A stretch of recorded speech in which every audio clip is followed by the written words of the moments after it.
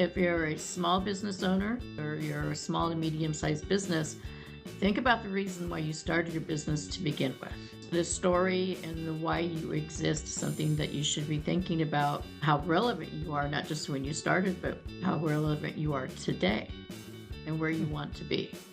Welcome to the Marketing Boost Solutions Podcast. Join host Marco Torres, along with expert guests, as they deliver incredible, proven solutions to your marketing challenges in each power-packed episode.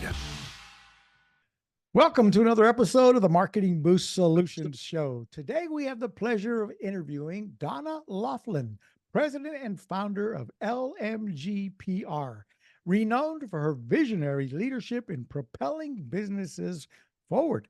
With a track record of 8 personal IPOs and elevating over 500 startups to the global stage, Donna's expertise spans diverse sectors from automotive to artificial intelligence, robotics to sustainability. Earlier in her career, she got her journalism chops in several markets, working for the Washington Post, NPR, Reuters, and the BBC. Donna holds a master's in communications from UC Berkeley, a marketing and advertising degrees from San Jose State University and UC Berkeley, respectively. Join us as we delve into innovative PR strategies. So listen carefully for insights from a true industry luminary. Donna, say hello. Thank you so much for having me on the show, Marco. I'm so excited to chat with you today. Thank you. Thank you very much. My team found you on LinkedIn, and that was one of the things we just mentioned before hitting the record button that we would chat about. I use VAs to help me find experts like you, and I guess they found you on LinkedIn, so kudos to them. What were you going to say about LinkedIn, how that's today something that's a powerful tool?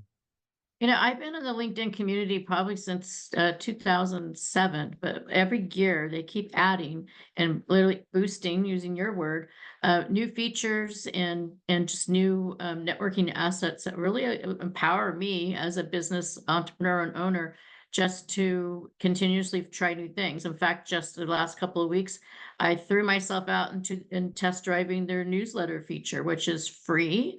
You build a newsletter and you can be an authority and knowledge expert on, pick your given topic. But it's a great way to network. And I went from 0 to close to 500 people in less than 2 weeks, which is great to have that many subscribers, within that one.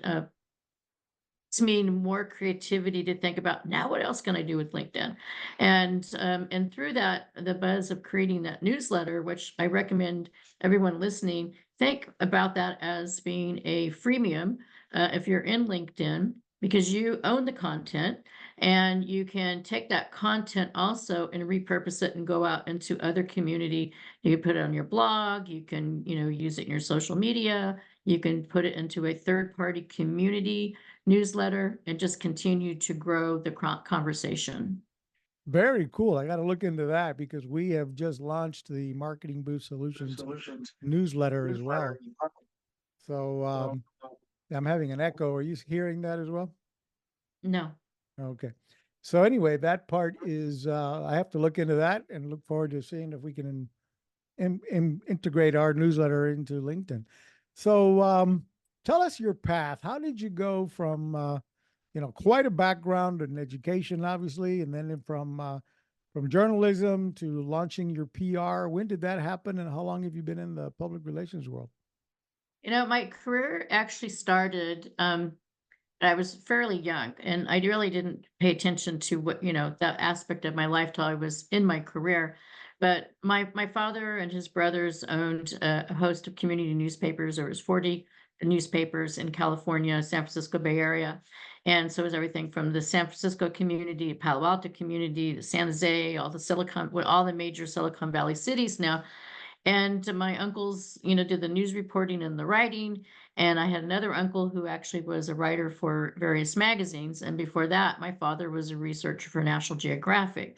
So I was always around journalism communications, and I was a very precocious and very curious child. And my father would take me to science fairs and meetups that were happening at Stanford University, at Berkeley, San Jose State. And I always had the big question mark above my head. So by the time I was 8, my uncles would take me out with them so I can watch and observe them doing stories. And by the time I was 10, I was out with them, and I was actually doing my own interviews because I'd ask the questions, but I was very shy and awkwardly shy. I was only 10 years old. But my uncle knew that if I built up the confidence to ask the questions myself, then I'd actually get the story that I really wanted versus somebody else asking the questions. And I think it just brings up the curiosity as it relates to journalism. So then high school, I was on the school paper, class president, always, campaigning for something that seemed like, and then studied journalism. And when I was studying journalism, I did several internships. I did an internship with the Washington Post, and I did an internship with Reuters. And then after college, Reuters hired me, which was a great experience because I was actually on payroll instead of an intern, which is not an easy thing to do. And then that took me to Chicago and New York. And then I had a great opportunity to go to the UK, to London. And when I was in London, I switched and went to the BBC. So I had a full spectrum of day-to-day news reporting. And I had the broadcast from the NPR internship I did. And then I went into major markets. And so not everybody is fortunate. I do think the fact that I did a lot of internships in college, I did, 4, and they're not paid. And in today's younger audience, if they're listening, I highly recommend considering doing internships because it's really going to give you an edge and a boost to get to that next level. But if I look back full spectrum, my internship started when I was 8 years old. And so by the time I was in my first year of college, I could actually say I'm a fledgling, but I had 10 years experience. So with all that information, eventually brought me back to California, back to the Silicon Valley, and I was reporting. And I went to interview a CEO of a company, and the head of marketing was asked to go recruit me. The CEO was impressed with my questions and conversations because I was focusing on the problem that he was solving, not the product. And if you look at any successful business, if we're solving a problem and we have consumers and customers who need the service or the product to solve that problem, it's probably going to be very successful. Too often people lead with the product or the service. And so I was a little resistant at first to go work in-house at a technology company because I was the diehard journalist, interviewed with the team and found a former journalist. And I felt, well, I have a cocoon here. I have a little tribe of journalists that actually went from doing day-to-day news beat reporting to taking those same skills, the same curiosity, the same discovery. And I had a great jump start going into public relations. And the biggest difference, I think, is instead of being the one, asking the questions, I actually have to create and curate the stories to get the story, right? And and I do that, still to this very day, after having my agency for 20 years now, with that same curiosity and wonderment. It makes sense. It'd be the perfect segue because you know what the journalist needs to give them the edge or the angle on a story and kind of give them everything they need to encourage them to write to take what you've given them, the basics, and turn it into a story that they can then make their own and publish and so on and so forth. I imagine I'm getting that. Yeah, I think everybody has a story. And I think one of the things, I was very fortunate. I had a Scottish grandmother who had a very thick brogue. And I would sit up on her lap and she would tell me like folklore stories. And she taught me to read when I was 3.5, and I was reading, which is pretty young, right? It was before school. And I also acquired her accent to the degree that I ended up taking, I think it was 3 years of speech therapy, maybe 4 years of speech therapy. And that was one of the reasons I was so shy. And one of the ways I got over that was to go out with my uncles and to actually be the one to ask the questions. Built me confidence, and it gave me that, that opportunity that I might not have if I just stayed in the shell of, being a shy kid. But I think each one of us has a unearthed story. And so one of the things that I do with companies that I work with, which are predominantly tech innovation companies, consumer electronics products, anything you might have in your home or your car or your pocket. But I also work with enterprise companies that are literally doing everything from automotive to robotics to rockets. I mean, so the spectrum is really big. But I find that the founders oftentimes lose sight of their authentic story because they're so busy bringing a product to market. And so I take them back to that organic moment when they decided to make a change, to leave their job as an aerospace engineer to, make cheese. And that's a real story, believe it or not. Or to decide to leave the company after 20 years of, leadership and to, start a software company, or to climb the corporate ladder, as a female and finally get to the top and then only to say, you know what, I don't want to do this anymore. And so I think if we all look at it's almost like a photo album, or you look through your phone and you see pictures and you're reminded of this date and time, is that we get so busy in the world and the digital age of constantly having things access to this. And so TikTok is an example, right? Overload. I don't even look at TikTok anymore because it's just overload. And I like, for professionals, I like LinkedIn and a little bit of Instagram.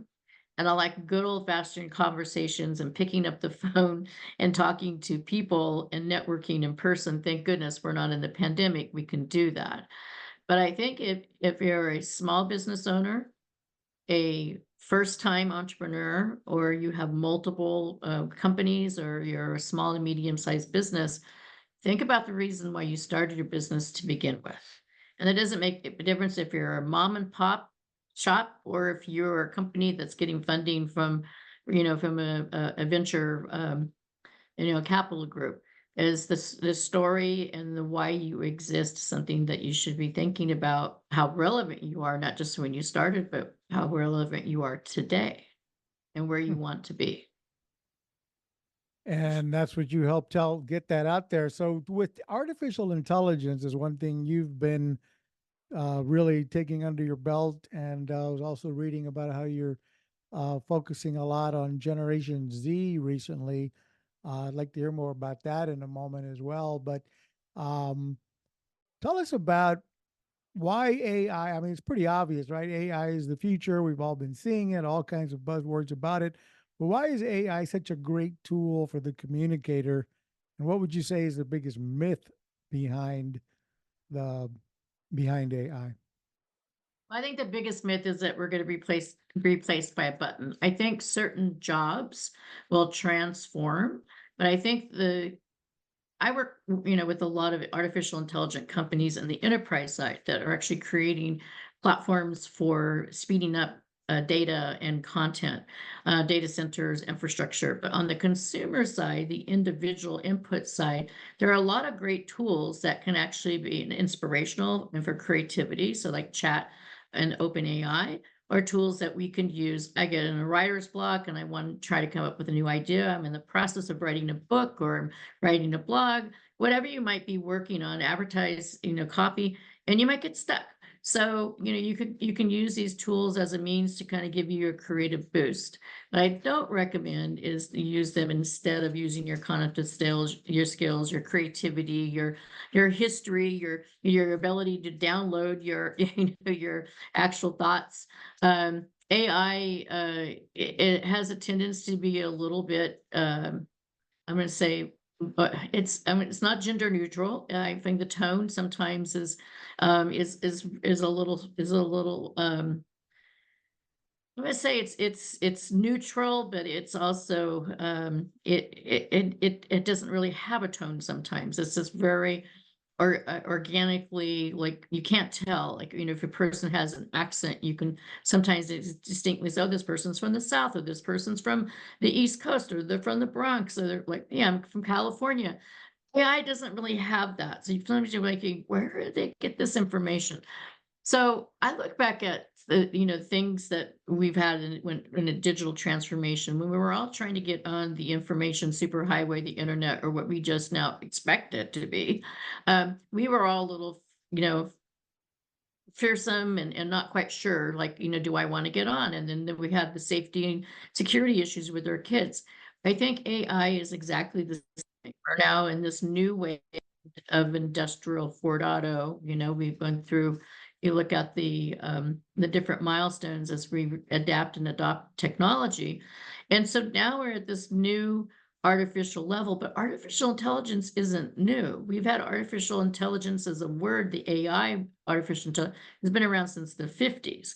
So little sci-fi, kind of scientific, um, you know, AI back in the 50s was mostly for researchers and for scientists, and you would have um, innovation labs. And now that it's being publicly made, it comes off as being, oh, it's this brand new tool, where it's not brand new. It's been, the some of the really hip, I'm going to call hipster companies that are in the San Francisco Bay Area on the consumer side. They are, I think, playing a great role in educating to the masses what it can be. But I also think there's a responsibility that goes with it, which is who should be able to use it. Because technology in the right hands can be amazing, and technology in the wrong hands. So imagine if you're a cyber criminal, or you're somebody trying to pretend or clone that you're somebody else and you're using AI. That's definitely a bad example. But we also saw that we have seen that, as it relates to online social media and cyber hacks and scams and all those things. So I think any advancement in technology always has a pro and a con. So I think try and play with some of the free tools, because they might not be free in the next few years, but try them out and see what works for you. But I recommend use them more for entertainment and for inspiration than to have somebody write your resume or write your blog post. Or the AI, and it's like the whole man versus machine. One of the things that I personally pride myself in is I help companies humanize technology. And so if we always look at technology, and it means that it's an enabler and not a replacer, and there will be some jobs that might be um, terminated due to aspects of AI. But even like I look at my father in his tail end of his, when he was in the process of selling his business, is we were just getting the digital world was happening. And so printing and publishing was dramatically changing as a result of that. And so you don't have newsrooms full, hundreds of people working at a newspaper now. You have maybe a few dozen, depending on, the paper or the outlet. I think AI to me stands for always intelligent, is that we always need to be intelligent in the way in which we use it. Yeah, and you should be trying to empower your team members to find ways that they can use AI to simplify, things on their list of to-dos.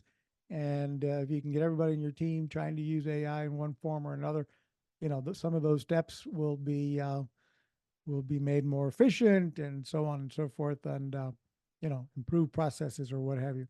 At least that's one of the ways Yeah, I mean, customer service and industry is not new. It's been um, in experimental stages, and some platforms are better than other. But I think you will know, at least I knew, I try to pay attention if I looking for customer support and something, and I go into a live chat, might not have the same experience, and probably don't have the same, and have a high expectation, of how would like that conversation to go. And eventually, I had an experience a few weeks ago with a service provider, and I was trying to do it in with their chat program, but I got so frustrated, I just did something old fashioned. I picked up the phone and called them, and it took me a little longer, but I felt better about it. Well, we're going to take a break and hear from our sponsor, Marketing Boost. Don't go away. We're going to be right back to hear more from Donna on exactly what is her signature PR style and how might you learn from that. Don't go away. We'll be right back. It's time to wow, surprise, and impress your clients with the most powerful customer draw card available anywhere. The Marketing Boost Solutions Show is brought to you by Marketing Boost, where you can get valuable travel and restaurant incentives to drive your leads from prospects to paying customers. Now you can offer complimentary hotel stays in over 130 destinations worldwide. Go to marketingboostsolutions.com and try it for free right now. You just heard from Marketing Boost, our sponsor that makes this show possible. Folks, if you haven't checked out Marketing Boost, go, as soon as the show's over, go check it out. We provide you with the wow, surprise, and delight factor, the ability to add powerful incentives to whatever your call to action is. These include complimentary hotel stays, restaurant savings vouchers, hotel savings cards, and all kinds of training that goes with it. So you can figure out how to enhance your call to action and generate more leads, close more sales without discounting, for example. So Donna, we're back with you. There you go. I'm getting ready to share my screen and take a look at your website, but tell us about your signature PR strategy and how we can learn from that. Well, we talked a little bit about my experience as a journalist, and what I've done in public relations was take my process that I would use in telling stories, which is basically looking at the trends in the marketplace and looking at the things that companies would typically pitch to me, such as their earnings announcements, their product announcements, and then there's the personalities. So I created what I call a narrative story engine, which basically looks at, for every company I work with, is I look at what corporate stories can we tell. So whether it's a kind of David and Goliath type story, or it's a founder's journey, or a before it happened story, which I actually created an entire podcast around. And then I look at the products and the types of products that they actually are selling, or service or products that they're offering, and see where, where is our sweet spot in telling that story, or who the competition is and how we can actually rival them. And then I look at the trends and what's happening. So I'll give you an example. I work with a company based in Seattle. It's called Pebblebee, and they make a tracking device. And they make a tracking device that actually allows you to track the things we lose: keys, wallets, your backpack, could even be your dog or cat. And think of all the things, sporting equipment and things that we could lose. So what's amazing about the company is not just the innovation and technology that they've created, is the founder is an aerospace engineer, and he used to work for Boeing. He also had worked with military satellites. So his story of being able to talk about the importance of tracking everything on Earth is really interesting. The product is amazing, but the fact that he is an authority because he, used to track things in the sky, and you have people like Elon Musk that are tracking things with Starlink. He is actually creating both the Android and the Apple world ability to track things via a smart device. And so the story, when I was first spoke to him in the company, they were really focused on the product. And then I dug into his background, and I said, my goodness, the story we really need to tell is that you are the authority, you are the expert. And so that's part of the discovery process, is going back and looking at the company's history, the organic story, as I call it. If you're a grocer and it doesn't make a difference if you're a grocer, if you're a salon of some sort, a restaurant, you have an authentic story. There's a moment in which you decided that I call it the before it happened moment. What was happening in your life? My own before it happened moment was I was working for a company who had just gotten funded, and they heavily recruited me to leave the company that I was with. It was a competitor. And 3 months later, some of their funding was pulled. As a result of that, the company had to go very lean, and they didn't really need me doing PR if they were running lean. So I literally managed the corporate communications and all the aspects of downsizing the company, and knowing that I was also going to be downsized. And they treated me well. They gave me a nice severance package. But while walking to my car, my last day there, I took that 3 month severance check in my wallet, and I had a $5 bill in my wallet. And I just had this thought, which was, wow, I'm glad it's not my last $5.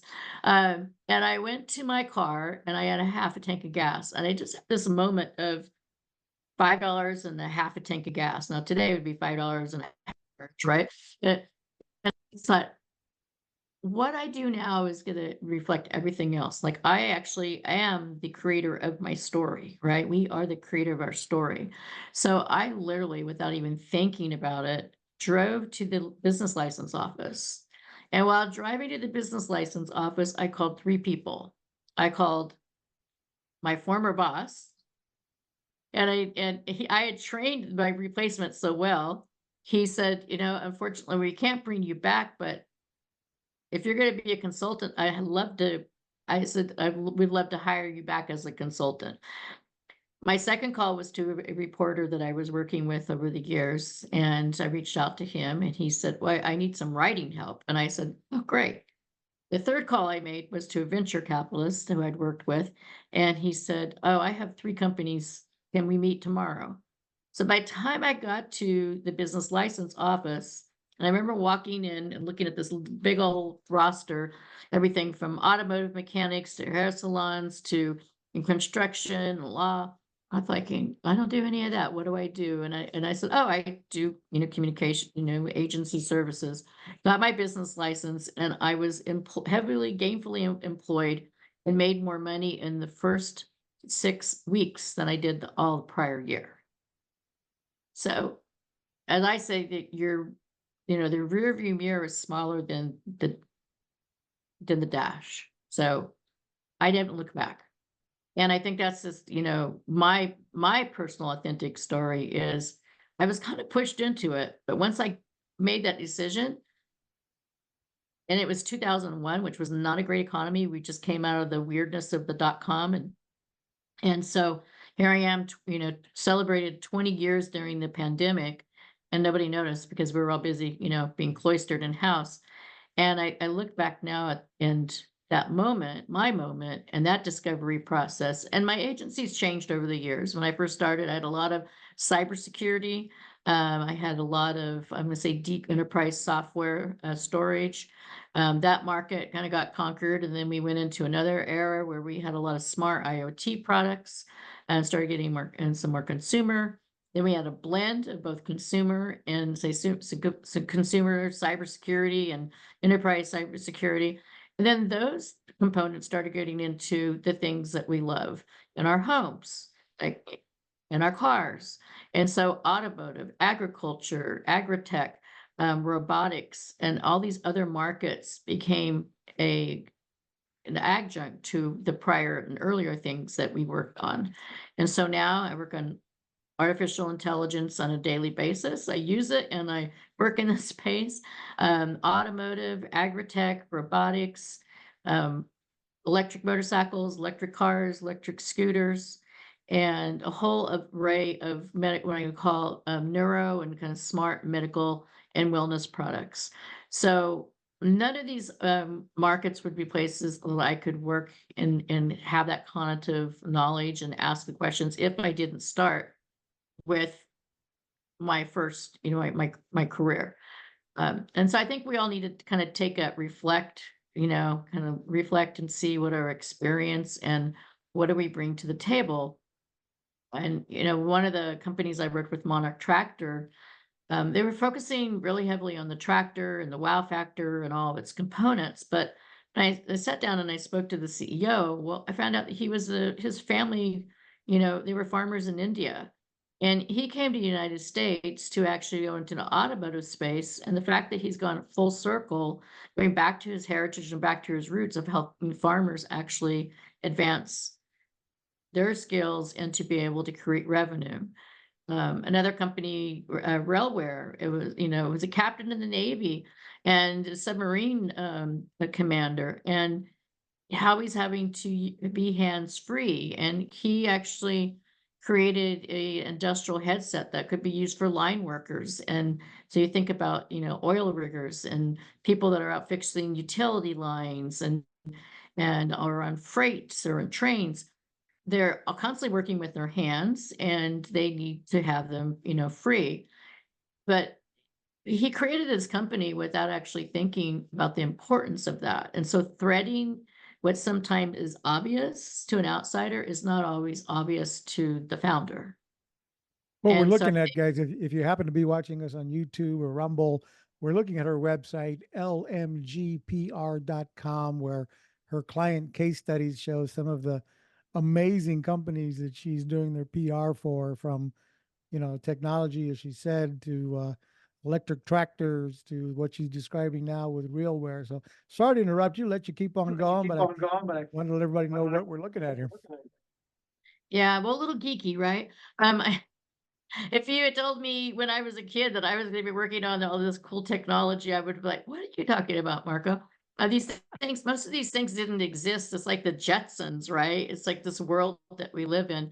But I think whether it's enterprise or if it's consumer-facing products, it for as a business and entrepreneurs is to think about your origin, think about your story, think about how you can be continuously relevant, and it shouldn't necessarily be a one size fits all story. Everyone's story is unique.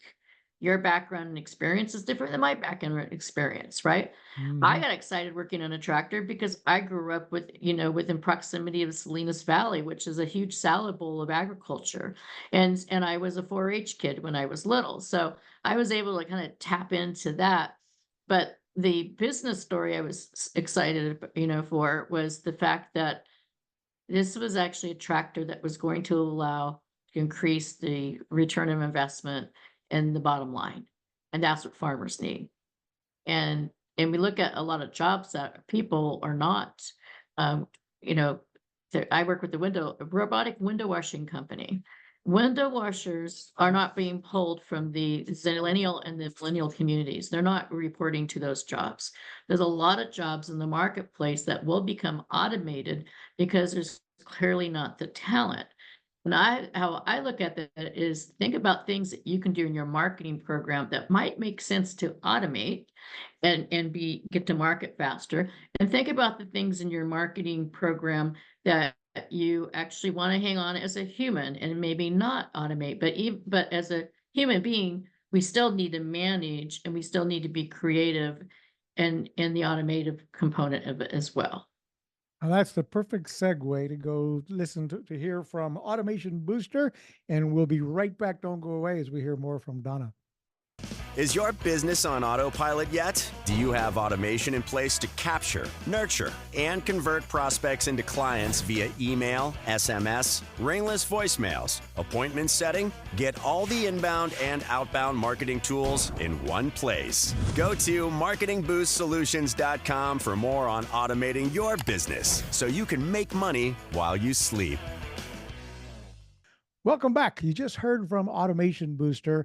And as Donna was pointing out just a moment ago, what can you automate? Well, if you're in business for yourself and you're generating leads and you're trying to organize everything, if you don't have automation in place, I've been an internet marketer since 1996.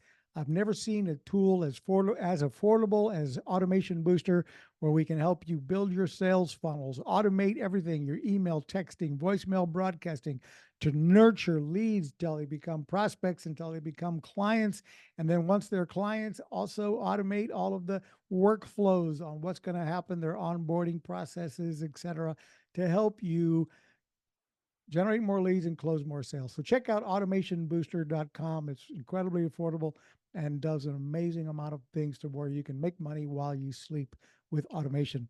Donna, we're back with you, and tell us more about one of the things that really got me about some of your LinkedIn posts recently is your study of the Gen Z community, kids that have grown up, what was it, between 1990 and 2010 or something, that they've is that correct? Is that the age group for the Gen Zs? Yeah, it's a little younger. Like my kids are Gen Zs, and one just turned 20 and the other one's 21. But yeah, the Gen Zs are typically born after 2000 time frame. It's interesting to see what they gravitate. So the millennials, uh, have had, a lot of spotlight on them the last, number of years. And I think now what's happening is that shift is now that the millennials are just coming out of college and they're just getting into the workforce, and they're going to start seeing that dynamic. And it's interesting because conscious-minded millennial and things such as ESG and compliance and all those factors in the corporate culture and how we work and how we post pandemic, a lot of that has been very influenced by the millennials. So there's the Gen Z, what I am seeing in terms of adoption is they're heavy, heavy, heavy. And, they grew up on Snapchat, they're on TikTok, and they're a little bit of this cancel culture. If I don't like what you say or you don't like what I have to say, then I cancel you and go on. And I think we have to stay in tune to that because what's happening is, baby boomers are retired, and you got Gen X's that will be retired in the next, 10 years. I mean, I know some that have already retired. And then we got this other, middle that's actually running corporations. So who's going to be running, the next generation, companies, the culture, the products they create, the sentiment that they have in advertising and social media and all those components. I mean, all these conversations that are going on right now around TikTok, I just kind of look at it as a sideshow. And I was like, well, we kind of have too much noise going on. So I don't think I really miss TikTok. Now, my kids, on the other hand, we had this conversation. Oh my gosh, you can't take away, the candy from the baby. And I said, well, what about doing something old fashioned, like reading a book? And believe it or not, when my daughter was home with the pandemic from college, her first year of college, she turned her, this is hope, she turned her closet into a library. And all her clothes went into the guest room. And I didn't even know this was happening. And then one day she says, can I get a book? And she had a bookcase in her room, and I said it was full. And I said, oh, you need more room. And then she revealed her closet that she had reconstructed overnight and took all her clothes out. And literally it was like a public library. And they read and they absorb and they love old content. So it's interesting to think that that they were introduced at a very young age with digital content, but they're actually like media and they like the nostalgia of things like photography and film and getting old Polaroids and things that were from the the 70s and 80s. So I think it will be interesting. I'm going to keep my eye on it because as it relates to consumer products particularly, I need to understand the buying habits because when I work on products, we have do beta groups and we have to do focus groups and we need to know our demographic. They are a unique community. I mean, they grew up with uh, always being on a device of some sort. I had the pleasure this week. I've got my niece and nephew visiting from Venezuela, and these kids are, well, they're only 10 and 11. What would their generation be called? Um, um, There's a next generation. Oh my goodness. What did I'm gonna have to do this, I think. Um, I think that there's two levels of Z's, and they gave it a second name recently, and I don't know it off the top of my head, but I I'll think well, about it in a second. well, I haven't been hanging around kids. Actually, they're 11 and 13, not 10 and 11, 11 and 13. And I haven't been hanging around kids at that age group in a while. And I don't know that they are, uh, symbolic of all of kids that age. But wow, these two kids speak English, Spanish, and French. They Nice, they have more knowledge of history and of things going on around the world than I ever did at their age. And they, that we would play games in the car and rattle off history, rattle off names of historic figures and countries around. I mean, they just know so much. It's like, wow, they have access to, in a world where information is so quickly available with a quick Google search. um, it amazes me that they actually are capturing it all in their, not just quick do a Google search for that info. So I don't know if As the that's millennials are between 11 and 26. So if they're younger than 11, then what is that category again? the zillennials. So we have Zillennials, yeah. millennials. Yeah, they're Are 11 and 13, so they fall Yeah, into the so zillennials, I guess. they're Gen Z. Okay. Anyway, I was just really amazed and impressed by these two children. Of course, they are stuck and glued and habitual, screen. They got to be, eat dinner in a hurry so they can race back to the iPad and so on. But it makes you wonder: is that how much of a bad habit is that, or is that a good habit? And at the same time, they do a lot of reading, so they wouldn't know as much as they do. So Yeah, it's I mean, I think there's as very much as people read on Kindle. I can't read on Kindle. I've tried. I'd rather just open up a book and read. In fact, today I posted on my in my LinkedIn some of my favorite marketing entrepreneurial books that as marketing communications entrepreneurs and leaders should read. And then somebody jumped in and said, "Hey, do you have any suggestions for sales books?" And I did have a few. But I was looking, the next generation is Generation Alpha, which is interesting because they were born from 2010 to 2024. Then we got that whole little pod of the pandemic babies. It'll be interesting to see what their buying habits are. But I think it goes back to, back to your core audience and purpose is that as generations change, we need to adjust. We need to be nimble and agile in our business thinking and also in our marketing, right? Because potential, customers over time will, they'll mature and they will eventually be running the business or taking over the businesses. So in your on your we're looking at your LinkedIn page, folks. If you're looking to follow and reach out to Donna, please look her up on LinkedIn, Donna Loughlin. You'll see here one of the things I noticed was her post about the Gen Z we're talking about here, and you do a uh, tell us about what you do each Friday about with Generation Z info. Yeah, well, actually, I owe a couple of posts on Friday. So what I have been doing was posting on Gen Z's on Fridays, and then I got pulled into discussions at a local university, having me come in and speaking to the Gen Z's in the classroom instead. So I do owe some posts, but what I'm looking at is just examining of how they actually respond to innovation and how are they, what are their what's their values and what's important to them. Simultaneously, showing the newsletter I just created, which I recommend if you're an expert in a topic, a subject matter, and you want to grow your business and be a voice. You can start one free on LinkedIn, and it's really easy to set up. Or you can use other programs outside of LinkedIn, such as Hive, which I love. Hive is basically, think of it as a crowdfunding newsletter where you can actually create a newsletter, take your any of your list or constant contact list or in MailChimp or any of those things, take your list and morph it into there and create a newsletter. And then the other communities come in and they comment and share. And so as you grow your community, you can actually get people to advertise or sponsor your newsletter.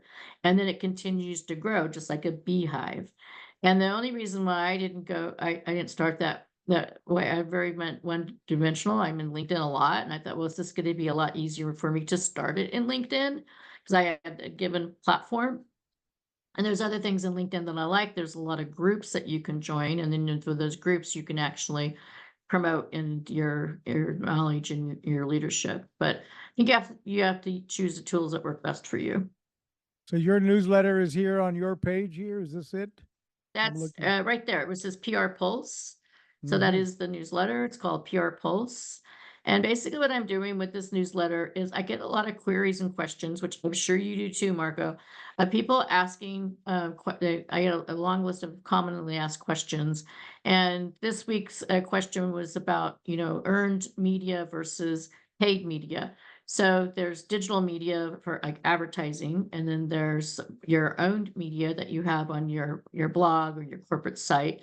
And then there's what I call earned media, which is engaging with newspapers, publications, podcasts, and pitching yourself to be included in articles or show. And that's earned. You don't pay for that.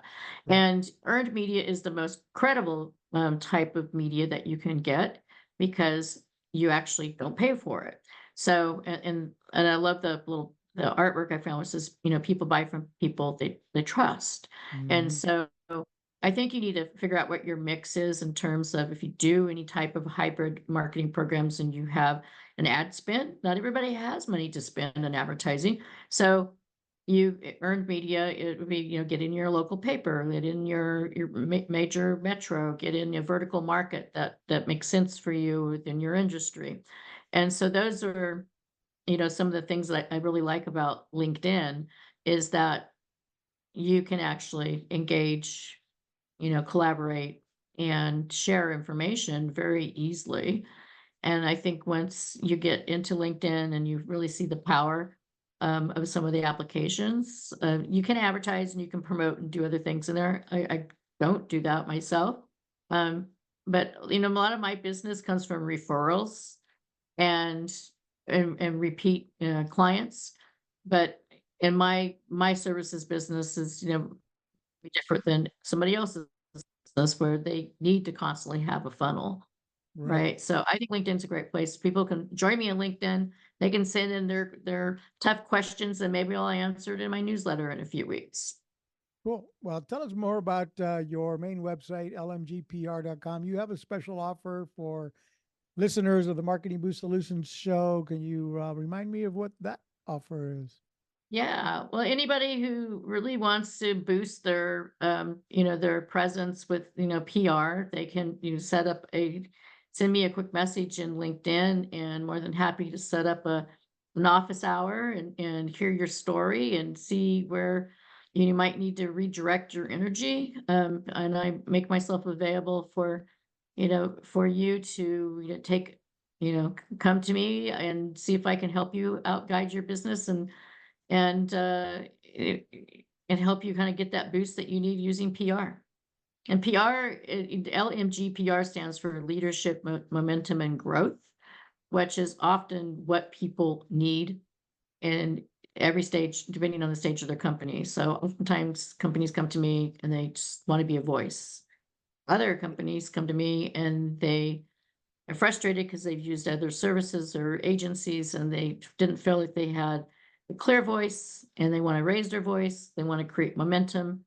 And then you mentioned in the intro, the 8 IPOs. I've actually done 18 IPOs. I think I need to fix that because it's 18.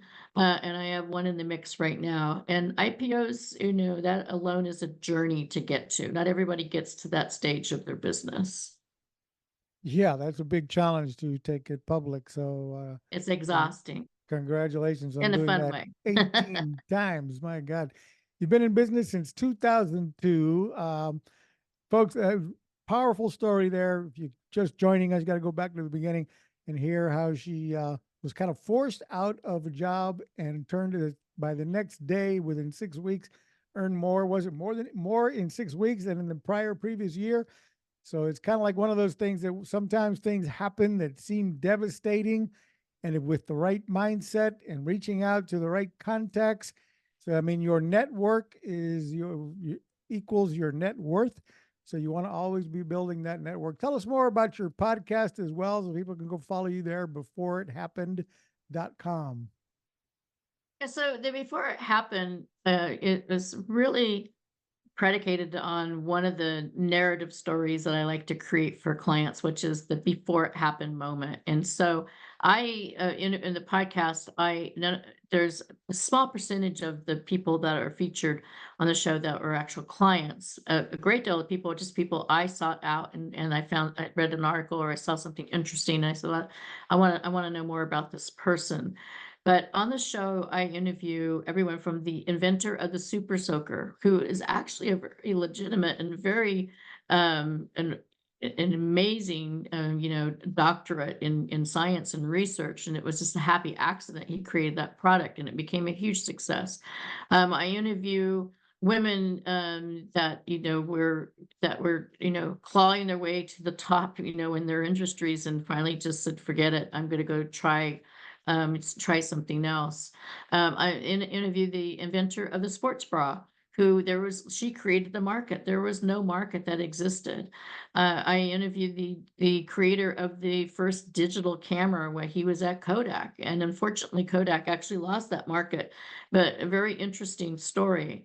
I interview a Polish artist who actually uses robotics to paint and create and show the interaction between technology and art, and kind of bringing them together uniformly.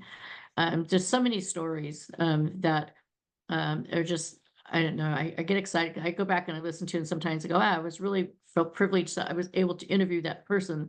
But I have a new series that's coming offshoot of this soon, which is called Making It Happen. And the Making It Happen series would be people that are actually behind the scenes, whether they're venture capitalists, they're growth scientists, graphic design, industrial designer, all the professionals that help bring products and services to market. So behind every fierce entrepreneur, you need a team.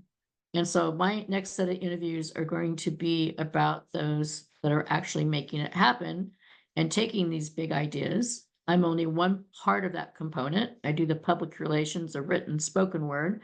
So I'll be bringing branding experts, product experts, materials experts, and digital design experts to the forefront and talking about how businesses can actually use these tools and these materials and services to, literally going back to your story, Marco, boost. Boost your business. Wonderful. So, folks, if you like the content we've brought you today, please first give us a comment below. Make a comment below in the notes. All of the links to get a hold and follow Donna are in the show notes rather below. So we'd like you to please give us a comment, give us a like, subscribe to the show, and go follow Donna as well. Go reach out to her on LinkedIn. I think she's offering you, if you do hire her for at least 3 months, I think you get a free month. If I recall, is that what your promotional offer was? Yeah, or well, something? you know what? I forgot. That is another thing I did tell your producer is, yes, if you work, I'll give you a bonus month. So typically my clients are going to work, with me. There's a couple of ways. I have a jumpstart program if you're younger, smaller, not funded by a big venture capital company program called Jumpstart.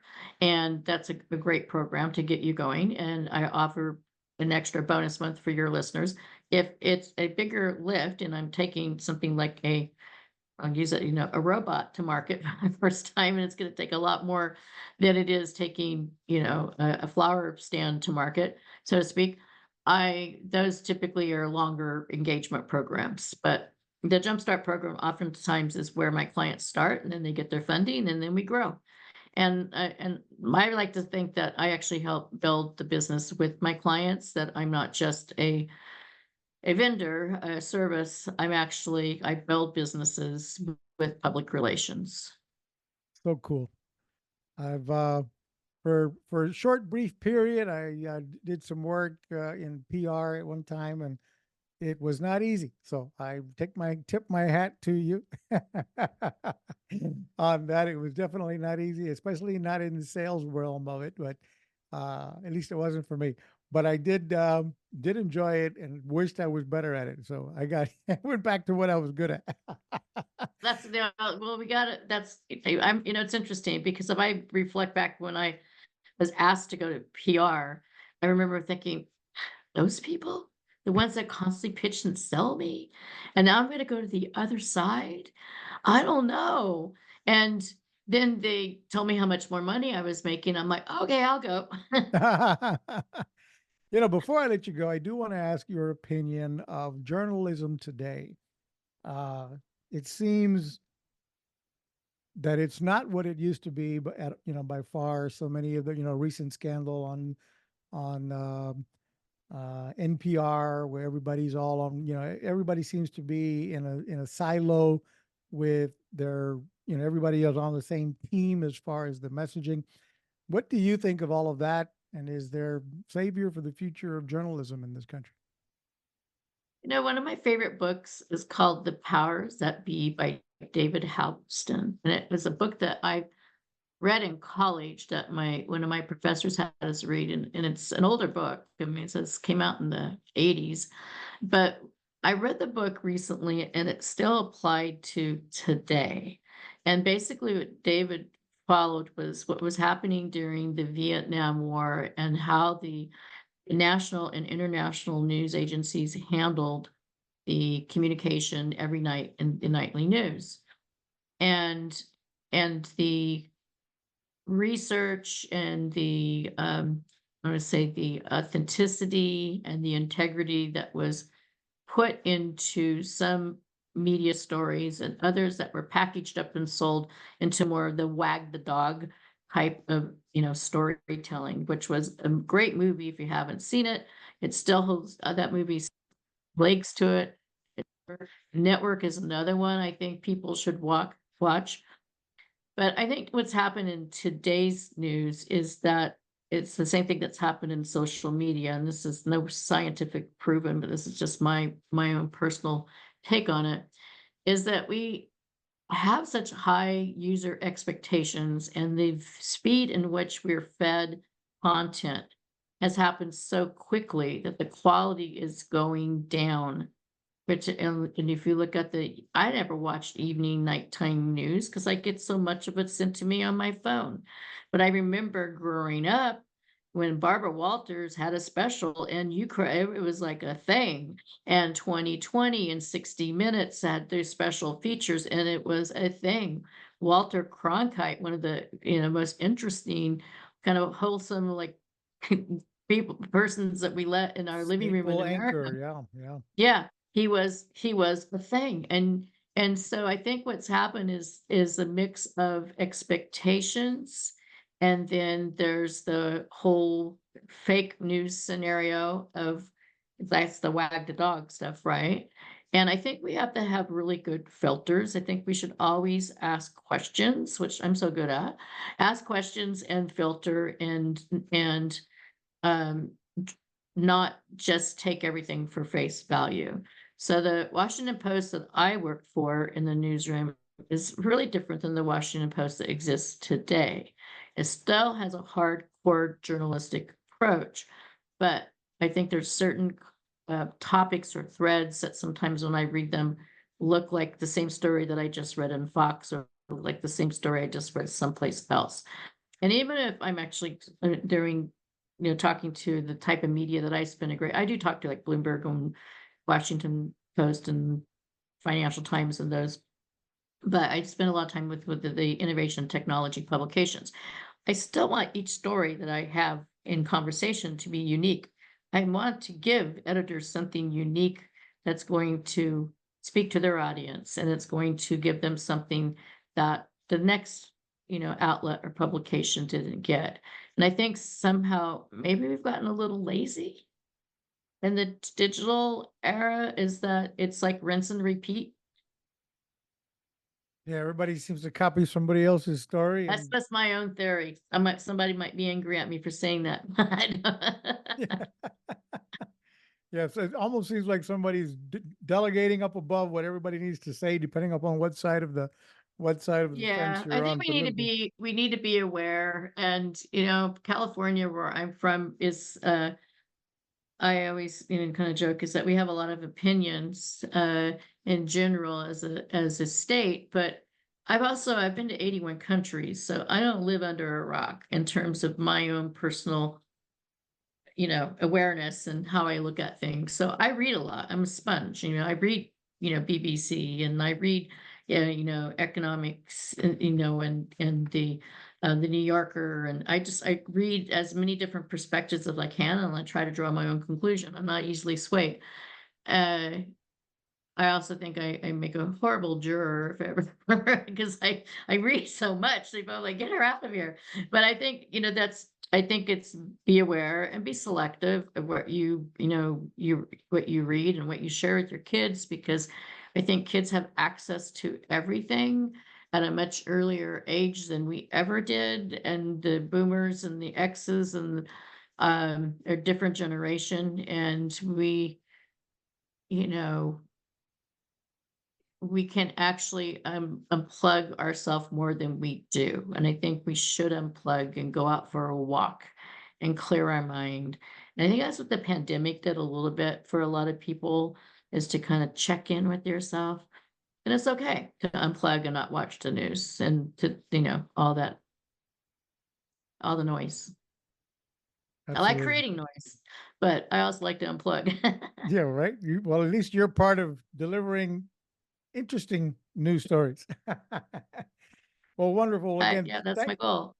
Donna, thank you so much for sharing your story on the Marketing Boost Solutions show. Folks, again, one last time, if you liked what we brought you, please like it, share it with somebody else who might enjoy this episode, and subscribe. Like, share, and subscribe. Appreciate it. And leave us a comment. Thank you so very much again, Donna, for being on the show. And folks, stay tuned. Listen up for the next episode, and we'll see you next time. Thank you. Thanks for listening to another episode of Marketing Boost Solutions Podcast with your hosts, Captain Marco Torres. Now it's on you. Take the next step now. Go to marketingboostsolutions.com for more on how you can wow, delight, and surprise your clients with the most amazing draw card on the planet. So stay thirsty, my friends. Stay thirsty for knowledge. See you next time.